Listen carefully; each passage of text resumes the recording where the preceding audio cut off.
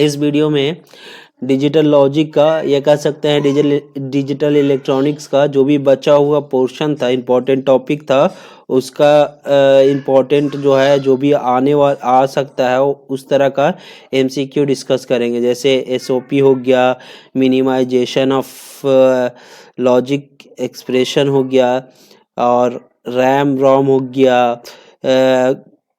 जो भी बचा हुआ है इम्पोर्टेंट टॉपिक, उसका एमसीक्यू हम लोग इस वीडियो में देखेंगे। एक रिक्वेस्ट है, आगे बढ़ने से पहले एक रिक्वेस्ट ये है कि जिस तरह से आपका स्टेट में क्वालिफाई होना बहुत ज़रूरी है, उसी तरह से मेरे लिए सब्सक्राइबर इम्पोर्टेंट है। So please subscribe this channel and like this video. Question है कि Boolean expression x plus x dash y equal to, मतलब इसका इक्वल क्या होगा, मतलब सिंप्लीफाई करने के लिए बोल रहा है। तो ये टॉपिक बूलियन एक्सप्रेशन को सिंप्लीफाई करने के लिए जो होता है वो बहुत ही इम्पोर्टेंट टॉपिक है। इस पे करने के लिए ये जो ला दिया हुआ है, नौ ला दिया हुआ है, इसको याद करना या दिमाग में रखना बहुत ज़रूरी है। इसी के हेल्प से हम लोग बूलियन एक्सप्रेशन को सिंप्लीफाई कर सकते हैं। जैसे कि डी मॉर्गन लॉ हो गया, इसमें क्या होता है कि कोई भी प्रोडक्ट का हम पूरा होल का अगर बार करते हैं तो वो अगर मल्टीप्लाई में रहता है तो उसको क्या हम करते हैं, एडिशन में, अगर एडिशन में रहता है तो मल्टीप्लाई में। और डिस्ट्रीब्यूटेड लॉ में क्या होता है कि जैसे a प्लस बी सी है तो इसके साथ डिस्ट्रीब्यूट कर देते हैं और इसको इसके साथ डिस्ट्रीब्यूट कर देते हैं। इसी तरह से सारा लॉ हम लोग को देख लेना है, उसके बाद ही मतलब सॉल्व होगा। जब ये लॉ, ये जो है ये लॉ 6 लॉ हमारे माइंड में रहेगा, तभी बूलियन एक्सप्रेशन को मिनिमाइज कर सकते हैं। तो सबसे पहले सॉल्व करते हैं, करेंगे। डिस्ट्रीब्यूटेड लॉ में क्या कहता है कि एक बार इसके साथ लेंगे इसको और एक बार इसको साथ लेंगे और दोनों को मल्टीप्लाई करेंगे। तो यहाँ पे क्या हो जाएगा, x हो जाएगा प्लस x बार हो जाएगा, ठीक है। फिर क्या होगा, x प्लस वाई हो जाएगा। इसको सॉल्व करेंगे, हमारा ये जो a है प्लस a डैश है, हमेशा क्या आएगा, 1 आएगा। कैसे, जैसे मान लीजिए कि यहाँ पे a 0 दिया हुआ है, तो अगर 0 और फिर इसका मतलब कंप्लीमेंट निकालेंगे तो क्या होगा, 1 होगा। तो हमेशा क्या होगा, इस केस में 1 ही होगा। तो इसको 1 लिखेंगे, 1 इंटू एक्स प्लस वाई। तो 1 को किसी नंबर से में मल्टीप्लाई करते कितना आता है, वही आता है, तो एक्स प्लस वाई हो जाएगा हमारा।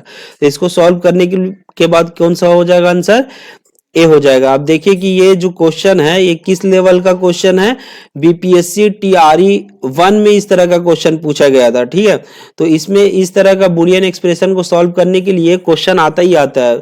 टीआरई 2 में इससे मतलब 5 से 6 क्वेश्चन पूछा गया था।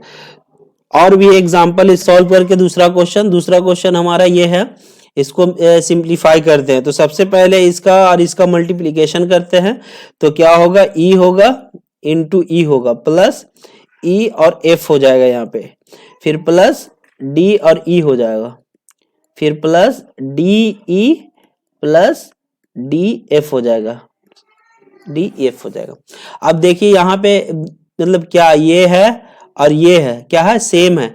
जब सेम रहता है तो क्या लिखते हैं, जैसे अभी हम लोग वहां देखे लॉ में कि a प्लस ए रहता है तो उसको क्या लिखते हैं, a लिखते हैं। तो इसी तरह से ये दोनों को हम लोग क्या लिख सकते हैं, डी ई लिख सकते हैं, प्लस डी एफ दिया हुआ है। और यहाँ क्या हो जाएगा, ई प्लस ई इंटू ई 2 है, मतलब हम आगे देखे अभी लॉ में कि a इंटू ए कितना हो जाएगा, a ही होता है, ठीक है। तो यहाँ पे क्या होगा, यहाँ पे ई ही हो जाएगा, प्लस ई और एफ होगा, plus D E plus D और एफ हो जाएगा।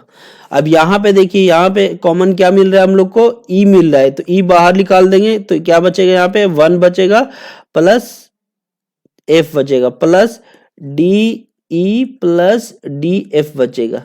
इसका पूरा वैल्यू क्या होता है, ए 1 प्लस ए का क्या होता है, वैल्यू 1 ही होता है, ठीक है। तो यहाँ पे क्या हो जाएगा, 1 हो जाएगा, ई इंटू 1 क्या होगा, ई हो जाएगा, plus D E plus D F. अब ये दोनों में कॉमन क्या मिल रहा है, हमारा ई मिल रहा है, तो ई को बाहर निकाल दिए तो 1 प्लस डी हो गया, प्लस डी और एफ हो जाएगा। इसका क्या होगा, 1 होगा, जिस तरह से इसका 1 हुआ इसका भी क्या होगा, 1 हो जाएगा। तो हमारा क्या हो जाएगा, ई प्लस डी एफ। और भी सिंप्लीफाई होगा क्या इसका? नहीं होगा। तो हमारा आंसर क्या हो जाएगा? ये हमारा आंसर हो जाएगा। De Morgan law stated that. De Morgan law क्या होता है? डी मॉर्गन लॉ में हम लोग अभी पढ़े हैं कि ए इंटू बी का होल रहेगा बार। तो इसमें क्या होगा कि इसको हम लोग क्या लिखेंगे? एडिशन में लिखेंगे ए बार प्लस बी बार। और अगर एडिशन में रहे ए प्लस बी बार का डैश रहे तब क्या लिखेंगे इसको? ए बार इंटू बी बार। तो इस तरह देखते हैं, ये है क्या? डी मॉर्गन लॉ का ए प्लस बी का बार है तो इसका क्या होना चाहिए? ए बार इंटू बी बार होना चाहिए। तो यहाँ पे बार नहीं है तो ये नहीं हो सकता। या ए प्लस बी का बार मतलब क्या है? ए बार प्लस बी बार, ये है, सही है, ठीक है। यहाँ देखते हैं, यहाँ तो देखिए इसका बार छूटा हुआ है, इसमें तो बार है ही नहीं, तो कौन सा हो जाएगा हमारा? बी हमारा आंसर हो जाएगा। Digital circuit that store only one bit जब स्टोर करने का बात हो तो किस में होता है? फ्री फ्लॉप में होता है। ओनली वन बिट किस में होता है? फ्री फ्लॉप में होता है। और ये फ्री फ्लॉप है वो किस तरह का सर्किट है? सीक्वेंशियल सर्किट है, सीक्वेंशियल सर्किट होता है, ठीक है। और यहाँ पे जब बात करें, यहाँ पे इंपॉर्टेंट कौन और है? फ्री फ्लॉप को छोड़ के कौन है? रजिस्टर ही बहुत ही इंपॉर्टेंट है, ठीक है। हो सकता है 16 बिट का हो सकता है या 32 बिट का हो सकता है, ठीक है। और ये कितने तरह का होता है? तो एक तो होता है एड्रेस रजिस्टर,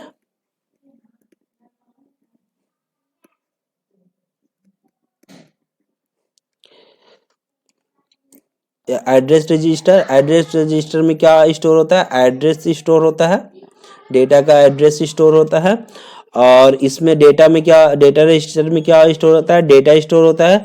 और इसमें एक्यूमुलेटर में क्या होता है? रिजल्ट स्टोर होता है, इंटरमीडिएट रिजल्ट स्टोर होता है।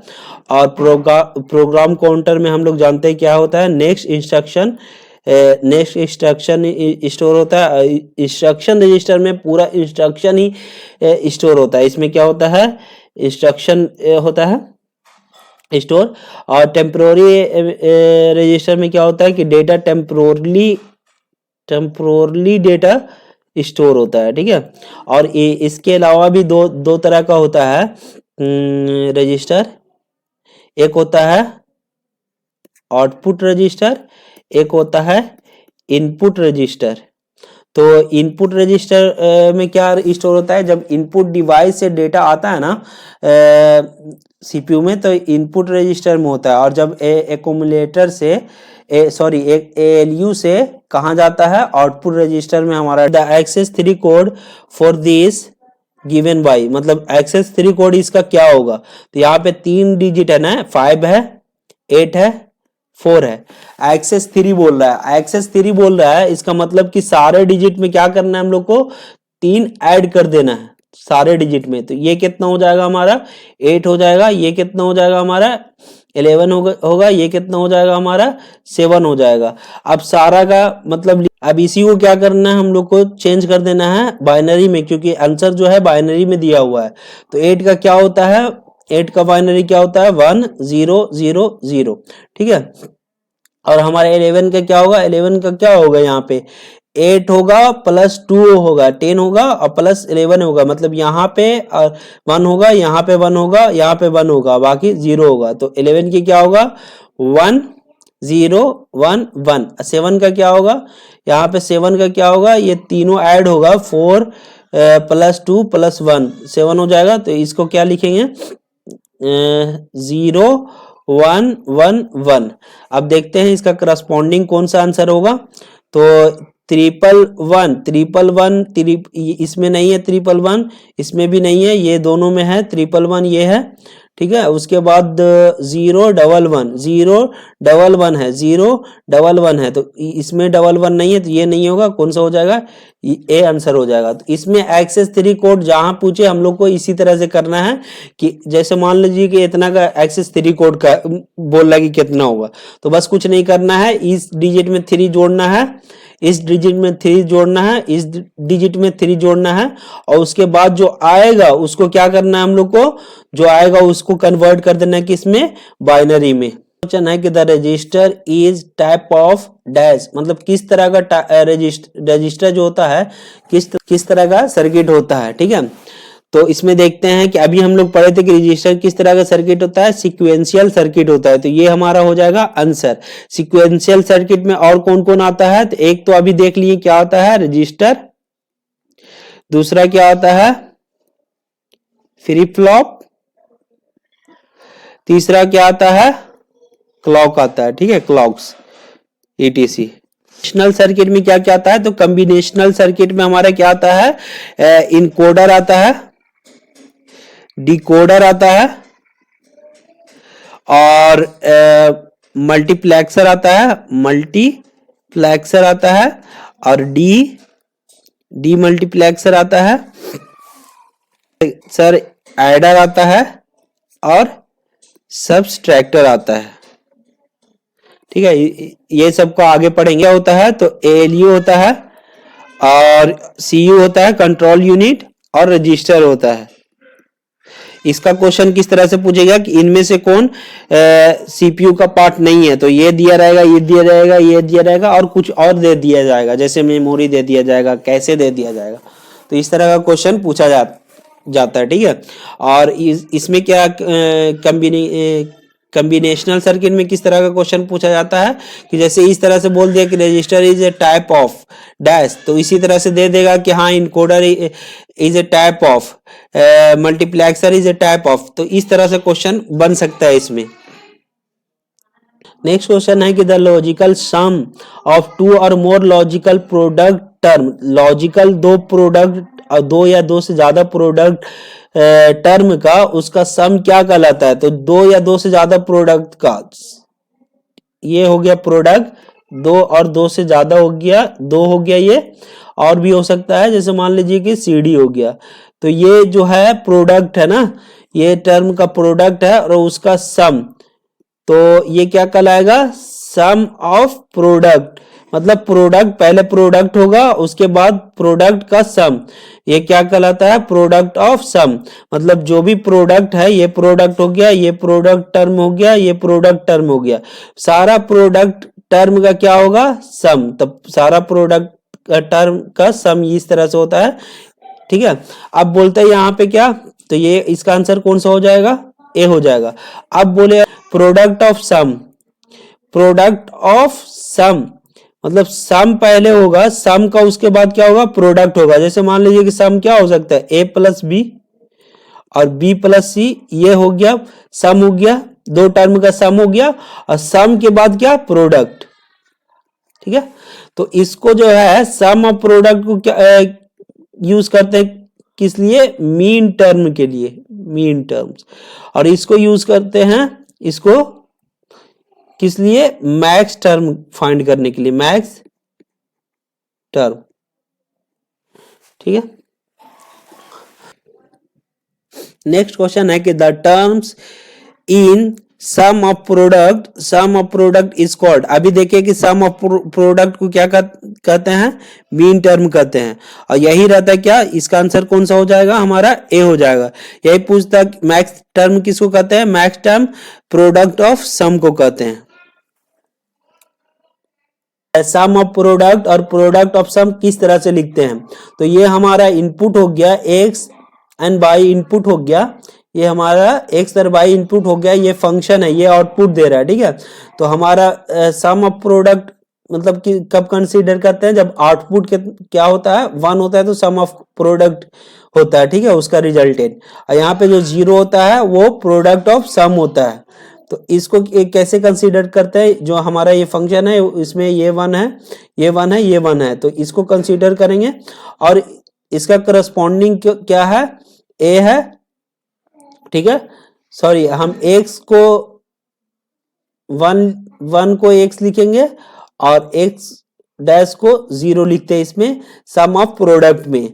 तो ये हमारा जो यहाँ पे है, ये 1 के लिए क्या हो जाएगा, हमारा x डैश इंटू वाई होगा, इसके लिए ये हो गया, फिर प्लस इसके लिए क्या हो जाएगा, x वाई डैश हो जाएगा। ठीक है, इसके लिए क्या होगा, एक्स प्लस वाई। इस तरह से हम लोग लिखते हैं क्या, सम ऑफ प्रोडक्ट लिखते हैं। और जब हम लोग बात करें प्रोडक्ट ऑफ सम का, तो वो किसका लेते हैं, जीरो का लेते हैं रिजल्ट, ठीक है। तो इसमें क्या हो जाएगा, इसमें उल्टा होता है, जीरो एक्स बराबर जीरो होता है और एक्स डैश क्या होता है हमारा, वन को एक्स डैश लेते हैं, ठीक है। तो यहाँ पे तो एक्स हो गया, किसका किसका लेना है, इसका लेना है, तो वन वन है, वाई लिखेंगे। सबसे पहले सम करते हैं इसमें, प्रोडक्ट ऑफ सम में, और दूसरा कौन सा है, ये है, क्या हो जाएगा हमारा, x dash plus y dash, ये हमारा हो गया इस फंक्शन का। इसको किस तरह से लिख सकते हैं, एफ एक्स वाई बराबर क्या हो जाएगा यहाँ पे, x dash y plus x y dash plus x y हो जाएगा। यहाँ पे ये बराबर कितना हो जाएगा, एफ एक्स वाई बराबर क्या हो जाएगा हमारा, एक्स प्लस वाई, और यहाँ हो जाएगा एक्स डैश वाई डैश हो जाएगा, ठीक है। इस तरह से सम ऑफ प्रोडक्ट और प्रोडक्ट ऑफ सम लिखते हैं। नेक्स्ट क्वेश्चन है कि what is the primary difference between RAM और रोम और रैम, इसके बीच में क्या प्राइमरी डिफरेंस होता है। तो सिमिलर चीज क्या होता है कि दोनों प्राइमरी मेमोरी है, ठीक है। दोनों डिफरेंस क्या होता है कि ये जो है ना, ये परमानेंट होता है, इसमें चेंज नहीं होता, परमानेंट होता है, इसमें चेंज नहीं होता है। ये नॉन वोलेटाइल होता है, जबकि रोम क्या होता है, वोलेटाइल होता है। इसमें क्या हो जाएगा कि जो रोम है वो फास्टर होता है क्या रैम से, तो नहीं, ऐसा कुछ भी नहीं है। रोम इज ए वोलेटाइल, नहीं, अब उल्टा बोल रहा है ये, while RAM is non volatile, नहीं, ये भी नहीं होगा। क्या RAM is use to store for store data store, while RAM is storing program execution, नहीं यार, ऐसा कुछ भी नहीं है, ठीक है। तो डी भी क्या बोल रहा है, RAM store permanent data that can not be change, अभी वही बोले कि नॉन वोलेटाइल होता है रैम, चेंज नहीं होता है, तो ये सेंटेंस सही है। while RAM store the temporary data can be read and written, मतलब ये सही है कि टेम्पोररी डेटा को स्टोर करता है कौन, रैम। तो ये हमारा आंसर कौन सा हो जाएगा, इसका आंसर हमारा हो जाएगा कौन सा, डी हो जाएगा। थोड़ा सा रैम और रोम के बारे में पढ़ लेते हैं। रोम भी क्या होता है, इसका भी दो टाइप होता है, ईपी रैम और क्या होता है, डबल ई की रैम, ठीक है। इसमें जो है प्रोग्राम को मैन्युफैक्चरिंग के टाइम में ही क्या किया जाता है, डाला जाता है इसमें रोम में, जो कि नॉन वोलेटाइल होता है। और इसका क्या होता है, दो तरह का होता है, डी रैम और S RAM, dynamic RAM and static RAM. Dash is a device having one input, जिसमें ऐसा डिवाइस जिसमें वन इनपुट दिया जाता है और एन आउटपुट होता है। ये किस तरह का डिवाइस होता है, तो ये डी मल्टीप्लेक्सर होता है, जिसमें वन इनपुट दिया जाता है और एन आउटपुट होता है। इसको क्या बोला जाता है, डिस्ट्रीब्यूटेड डेटा को क्या करता है, ये डिस्ट्रीब्यूट करता है। जबकि जब हम लोग बात करें किसका, मल्टीप्लेक्सर का, तो इसमें क्या होता है, एन इनपुट होगा और वन आउटपुट होगा, ठीक है। इसमें क्या करेगा, इसको क्या बोला जाता है, और क्या बोला जाता है मल्टीप्लेक्सर को, तो डेटा सिलेक्टर बोला जाता है, सिलेक्टर।